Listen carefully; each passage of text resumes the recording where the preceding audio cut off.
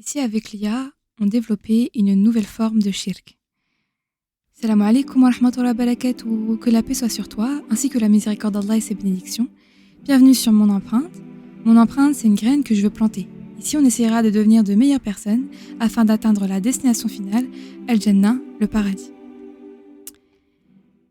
Alors, l'IA, c'est quoi? C'est l'intelligence artificielle.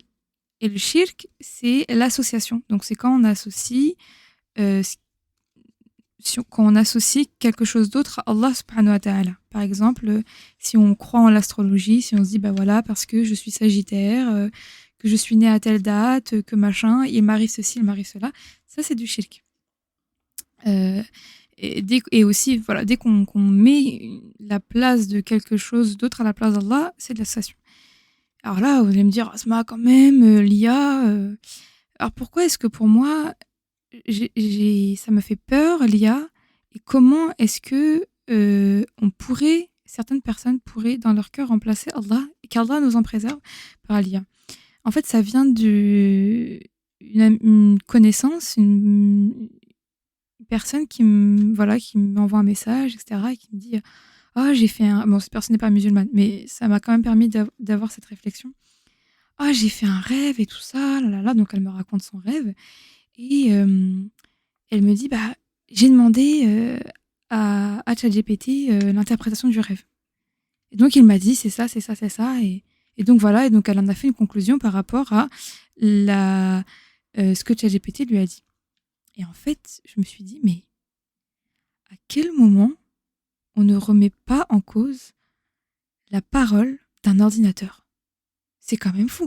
C'est-à-dire que dans toute l'avancée technologique qu'on a eue, que ce soit les encyclopédies, qu'après ce soit avec Internet, n'importe où on a fait nos recherches quand on a grandi. En tout cas, moi je suis née à la fin des années 90, et donc j'ai vu le développement, la recherche de l'information par les livres et ensuite par Internet et aujourd'hui par l'IA.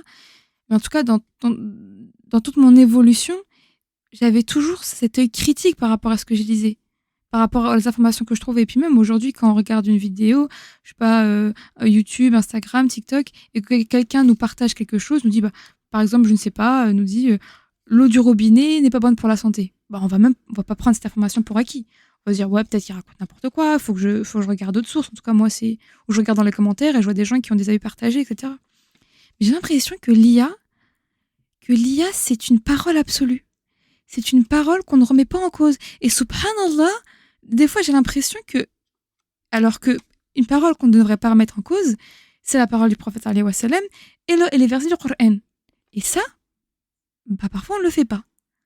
Parfois, même souvent, je vois des gens dire « Oh là là, ce verset du Coran, je suis pas d'accord avec, quand on nous préserve de dire ce genre de choses. » Ou « Oui, mais nanana, nanana. » On va commencer à débattre avec le Coran ou les hadiths.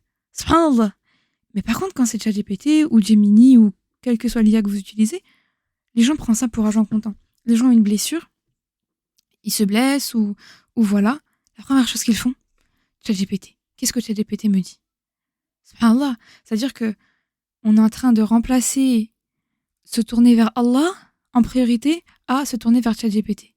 Et on ne met aucunement en doute sa parole. Mais c'est très, très, très, très grave. Est-ce qu'on se rend compte de ce que on est en train de faire?